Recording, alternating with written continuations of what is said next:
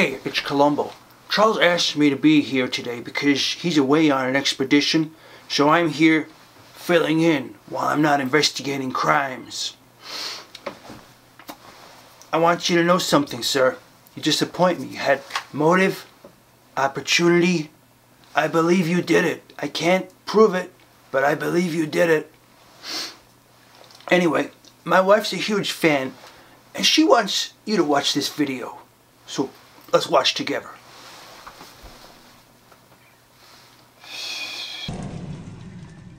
So this is really interesting. We have the Sphinx on the Giza Plateau, and then behind it we have this huge pyramid. And one must wonder, if this is of incredible antiquity as we know that it is, how old is the Great Pyramid really? And everyone says it's Khufu, and I'm going to present some evidence that it actually isn't Khufu. Khufu was merely a renovator of the Great Pyramid, or he just put his name inside it. It's just such a bizarre mystery, but it's not Khufu. Khufu was a later king, and why wouldn't kings reuse pyramids? If there is a huge pyramid like that, the Great Pyramid, standing up on the plateau, why would that not be reused by later kings thousands of years later, claiming it as their own tomb? And of course it would be, because everything in Egypt was reused. All the blocks were reused in cities. They had no problem demolishing temples to build their cities. My wife's a huge fan of archaeology. Yeah, that's where the murder weapon is, right there. Right there. Yeah. Amazing, I just totally agree with this guy. I agree too. Oh wait, it's me. Yeah, it's you. Didn't you know? This is one of the few pictures. You disappoint me, sir. That was normal. They demolished everything. Look, is there anything left from the Old Kingdom, of the Old Kingdom cities? They must have been incredible, but they're not even remaining. They're not even left behind. So, this is the thing. The medieval Arab legends of the Great Pyramid do not mention Khufu. He has other names.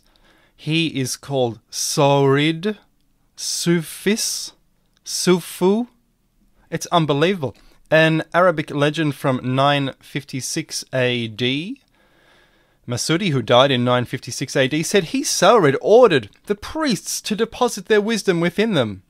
The pyramids, written accounts of their wisdom and acquirements in the different arts and sciences, with the writings of the priests containing all manner of wisdom, the names and properties of medical plants, and the sciences of arithmetic and geometry, that they might remain as records for the benefit of those who could afterwards comprehend them.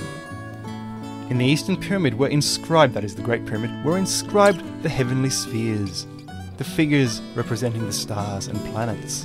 The king also deposited the positions of the stars and their cycles, together with the history and chronicle of time past, of that which is to come, and every future event which would take place in Egypt.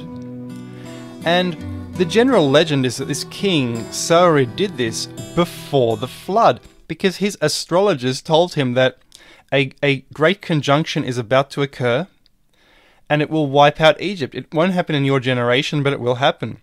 And Khufu said, well, we have to save everything. We have to preserve our knowledge in a huge structure, and that is what all the legends say.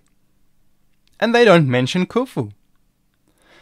So who is this earlier king, pre-flood, whenever the flood was, if that was 12,000 BC, who built the Great Pyramid? And he's so easy to find. If we just go to the Chronicle of Manetho, he talks about 24,000 years of kings before the dynasties begin. And he's either talking moon years, 30 days per month, in which case it would be more like 2,000 years, or he's talking solar years, and I'm not sure which one he's talking. He could be talking either of them. But here's the thing.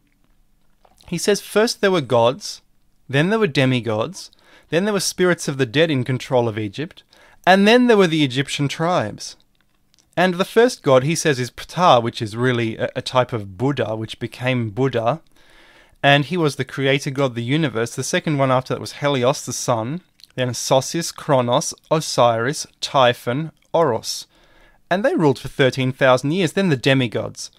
And this fits the legends of the Bible, with gods being the angels, demigods being the product of the mating of the angels and the human women to create the Nephilim. So the demigod dynasty of 5,000 years would be the Nephilim.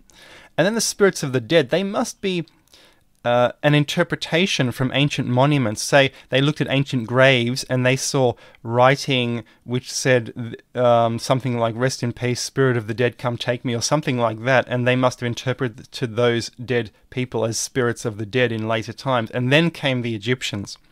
And that is exactly what Manetho says. And if we look at the god dynasty, the king who ruled after Helios was Sophis. And to me that is so similar to Sophis, Saurid. He could be the legendary builder of the Great Pyramid. And if you look at the Great Pyramid, there is another structure here inside the Great Pyramid. This could have been Khufu's. That I'm not sure about. It could have been a pyramid platform, as suggested by Robert Schoch, and then it was enlarged and this stuff was added on top. I don't think this was built all in one generation. No pyramid was built, no great pyramid in the old world, the new world in Mexico was built in one generation. They were all enlarged with every generation. So why is Egypt different? Look, there is another structure here. And guess what? Only this, the cement in the outer casing stones, has been carbon dated because it contains ash, and that dates to Khufu's era or several hundred years before. There was no mortar found here, so this is a different building technique on the inside. I've made a video about the Zoser Pyramid. The Zoser Pyramid is in fact older on the inside than on the outside. The carbon datings on the inside are about 500 to 1,000 years older than the carbon datings on the outside. It shows it's been renovated, and we know it's been renovated and enlarged. The original mastaba was something like this. You can even see the outline. And then they added to it, they turned it into a pyramid. Someone else came along and changed it because they didn't like the mastabas. They wanted a step pyramid, a different culture. And we can do a little calculation based on Manetho's dates. It would seem that the Great Pyramid, that is the reign of Sophis, was either 5,458 BC if you take his years as moon years or months, or 27,000 BC if you take them as solar years. And those are the two dates for the building of the Great Pyramid, if they were built by this Saurid or Sophis. Guys, thank you very much. Well, that was an amazing piece of detective work. Join me again next week for another episode of Charles. And don't forget to subscribe. See ya.